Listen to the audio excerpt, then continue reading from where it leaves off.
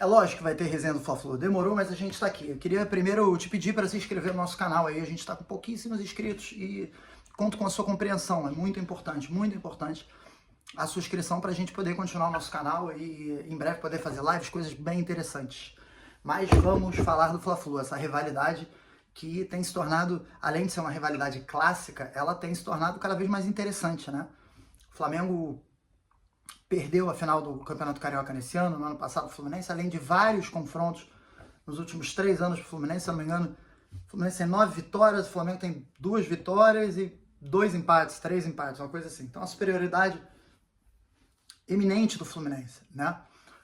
O Fluminense hoje tem um elenco muito qualificado, jogadores que jogam muito bem entre as linhas e conseguem ir quebrando linha e chegando próximo do gol, né? Com toda a campanha que o Fluminense vem fazendo, era de se esperar um jogo com muita superioridade do Fluminense, ou que o Fluminense pudesse em algum momento desgarrar, e eu até esperava a pressão no início do jogo, mas eu esperava que em algum momento o Fluminense pudesse desgarrar e achar um passe. Isso não aconteceu, né? E esse passe de repente quebraria as linhas e abrindo o placar o Fluminense conseguiria trabalhar a bola com mais tranquilidade, podendo assim até ampliar, né? Acho que essa era a expectativa de todo mundo. Não aconteceu. O que aconteceu ontem no jogo do Flamengo ontem foi muito interessante. O Flamengo fez uma blitz, eu confesso que até 35 do segundo tempo eu tava assim, cara, a que horas isso vai acabar? Porque não é possível, os caras não vão conseguir ficar 90 minutos nessa intensidade. E o Flamengo teve intensidade de sobra, conseguiu jogar 90 minutos. O Fluminense, para mim, ontem sofreu um grande revés, embora não tenha perdido, porque um time que ganhou de 5-1 do River e que tava com um hype de time espetacular, não jogou, né? O Fluminense foi pego dentro do próprio jogo, time que gosta da bola, não teve a bola, e como eu já tinha falado também naquele primeiro Fla-Flu, que o Flamengo havia vencido por 2-0 o Fluminense, naquele jogo ficou muito evidente o que precisa ser feito para anular o Fluminense, né? Que é aumentar a intensidade e diminuir os espaços desde o início do jogo.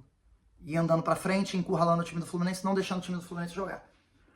Naquela época, naquele tempo, naqueles dias, né, pouco tempo atrás, aí, estamos falando de 1 mês atrás, você vê como as coisas no futebol são sempre assim, né? A gente tem os times, às vezes, em alta, de repente eles dão uma caída e eles não conseguem mais acompanhar aquela expectativa que foi desenvolvida com 4, 5 vitórias, né? Não estou falando que é o caso do Fluminense.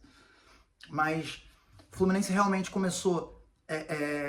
foi completamente dominado, não teve a menor, não sabia o que fazer com a bola. O lance do Felipe Melo não tinha muita opção também, é bem verdade que de repente ele não precisava chegar tão duro, mas ele não tinha opção, o Gabigol ia parar na cara do gol, e o Flamengo conseguiu fazer um jogo muito interessante. A pergunta que fica é, ainda com o time não tendo conseguido aproveitar, tá muitos falando nisso, pô, o time não aproveita. Realmente, o time do Flamengo, desde que começou a temporada, tem tido a oportunidade de vencer jogos, até no Mundial. O Flamengo teve a oportunidade lá de encaçapar 2, 3 bolas, não botou para dentro em jogos que acabou derrotado, né? Isso tem sido uma tônica do Flamengo desde o início do ano.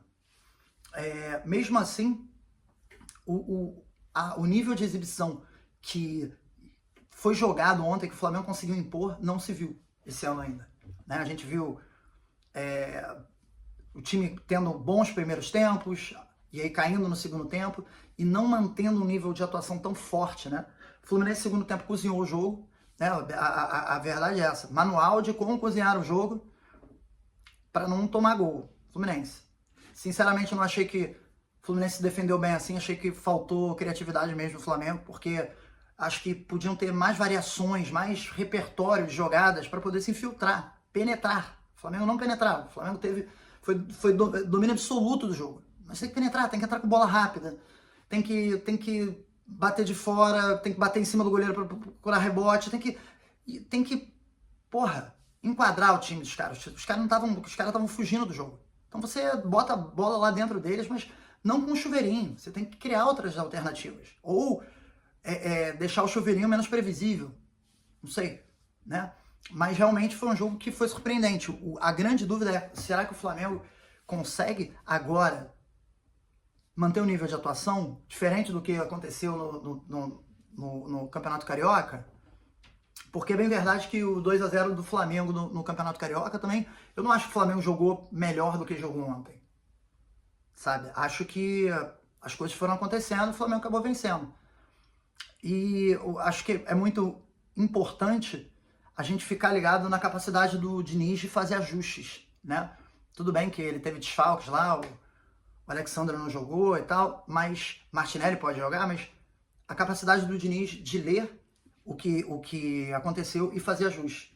Eu acho que para o Flamengo ganhar, passar nas oitavas de final, o Flamengo tem que jogar com nível de atenção, não é só a intensidade, um nível de atenção muito alto, né? E o Sampaoli tentar surpreender. Eu acho que foi eu lembro que até os 30 minutos do primeiro tempo eu falei, cara, que jogo de xadrez. Estava muito xadrez, né? Porque o Fluminense a qualquer hora podia meter uma bola e o Flamengo insistiu na intensidade, apostou nela e não teve medo. E deu certo, né?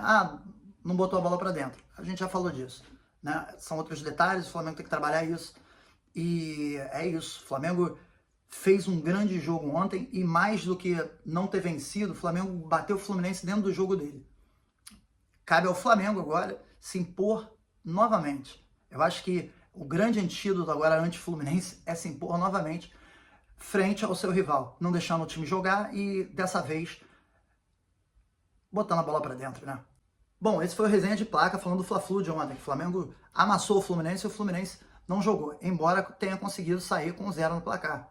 A gente se fala em breve aí, a Copa Feminina de Futebol também está chegando e a gente vai estar falando dos Jogos do Brasil e dando uma pitadinha nos assuntos relacionados à Copa, tá bom? Um grande abraço, se inscreve no canal, comenta aí, curte, dá uma força pra gente que a gente está precisando. Valeu? Um grande abraço.